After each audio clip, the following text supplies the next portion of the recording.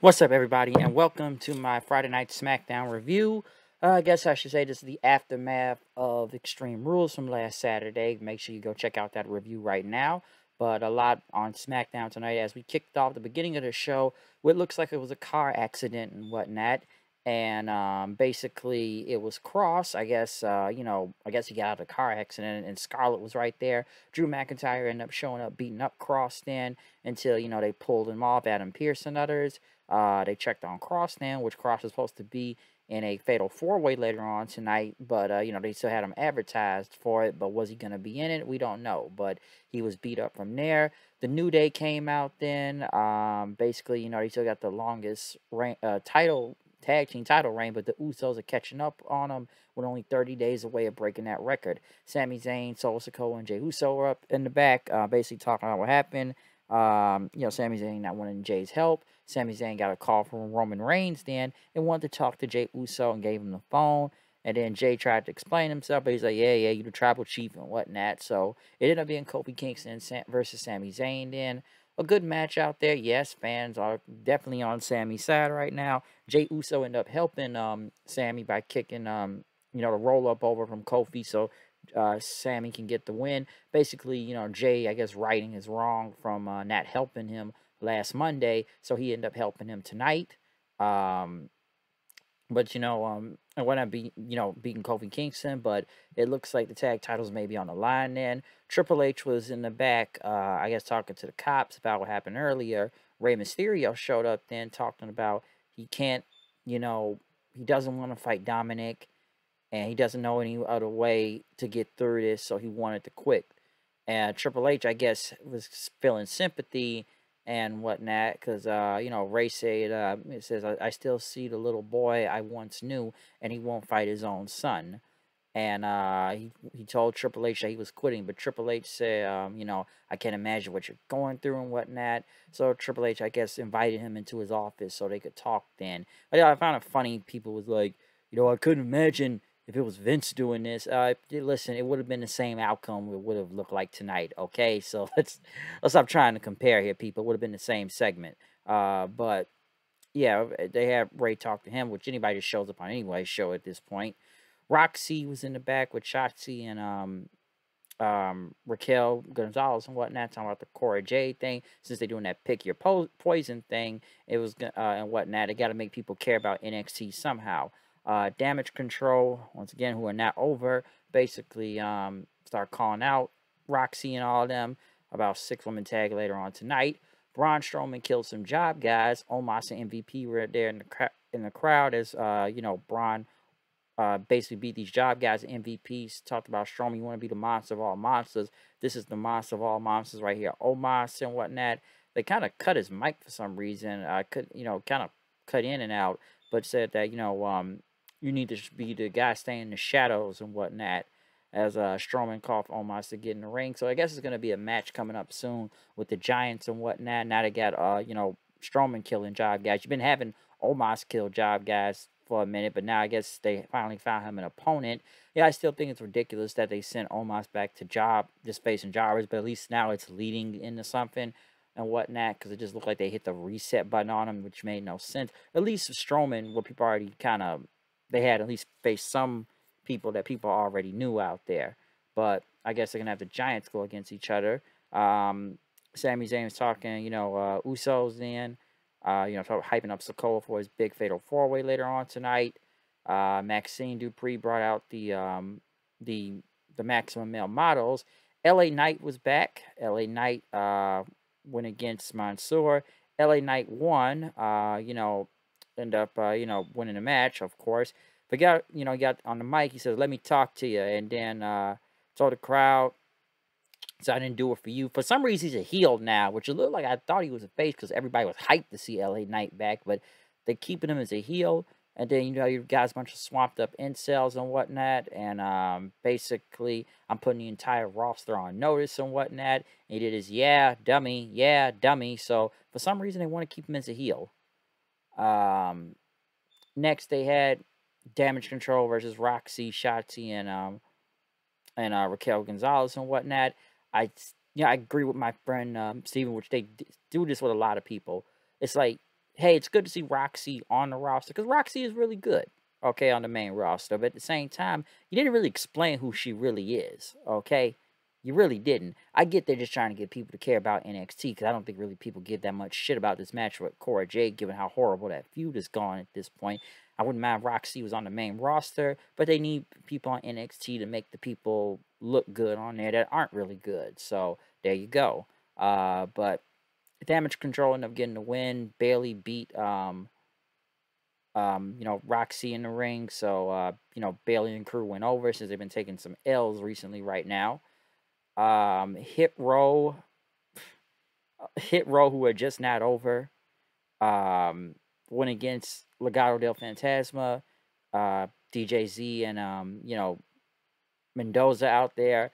I know they got Vega out there now instead of Electra Lopez. They basically beat Hit Row in like a minute and beat Top. So yeah, basically, they pinned Top Dollar, and Hit Row literally just got jobbed out. So these guys are not over. I don't care what anybody says now at this point. These niggas need Swerve. They literally need Swerve. Okay.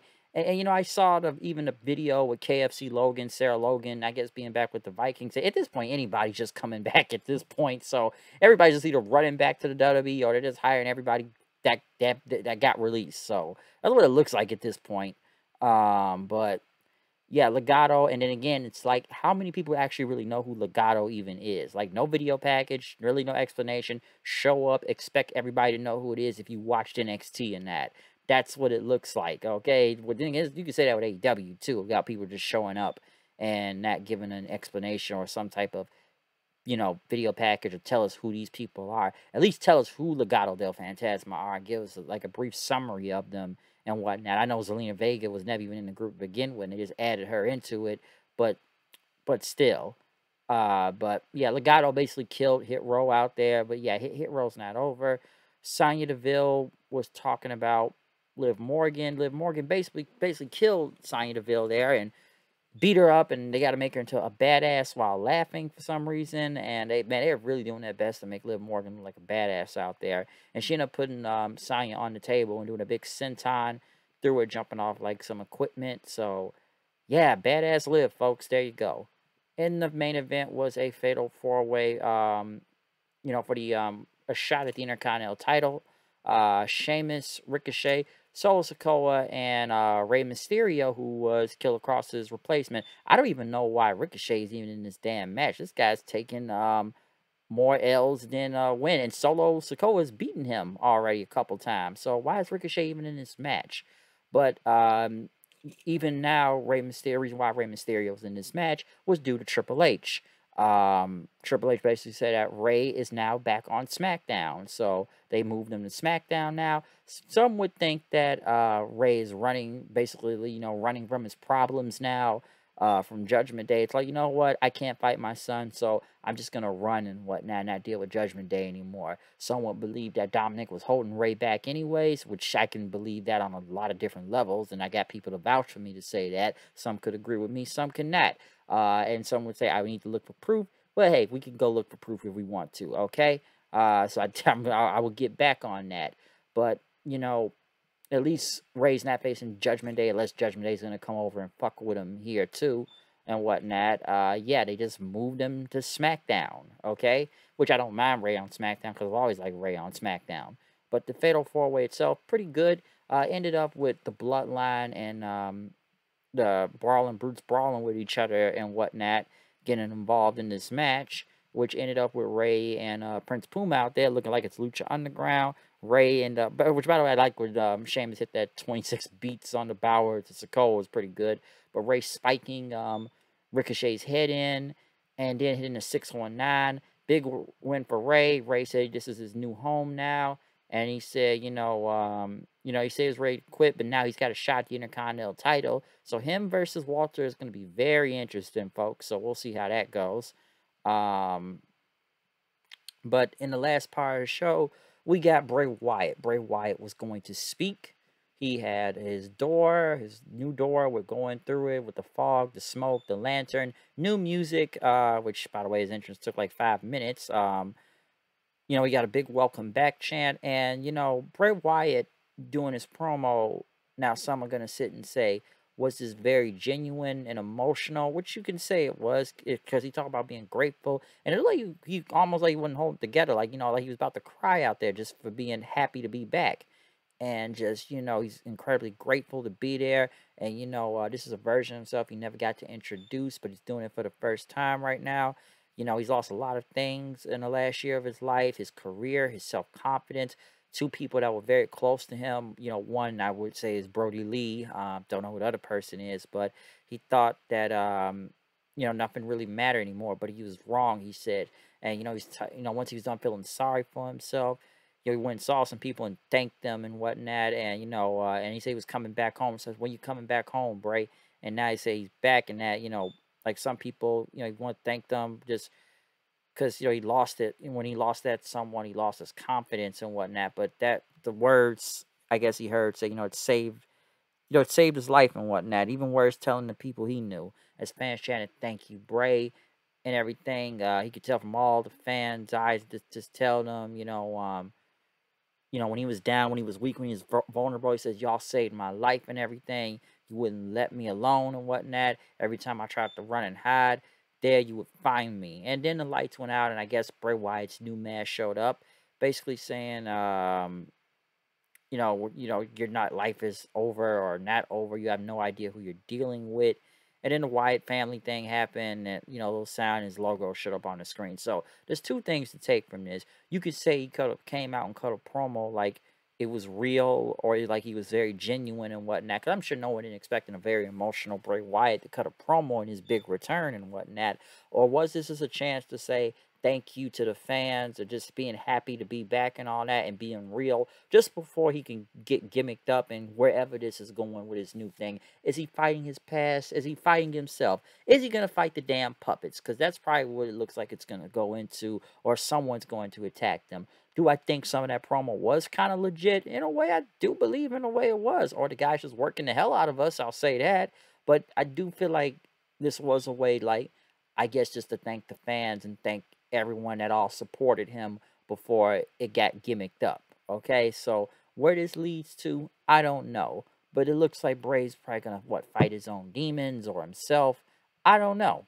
But you can obviously tell we all knew this is gonna be a new gimmick, okay? We all know this is gonna be something new. So we'll see where this goes. Hey, as long as I don't see the Fiend, I'm cool. Because I ain't trying to see that again. Wasn't a big fan of that. More of the cult leader, Bray Wyatt, but I digress. But other than that, that is my review of SmackDown. Pretty good show. So, yeah. Other than that, I'm out of here. See you guys then. Peace out.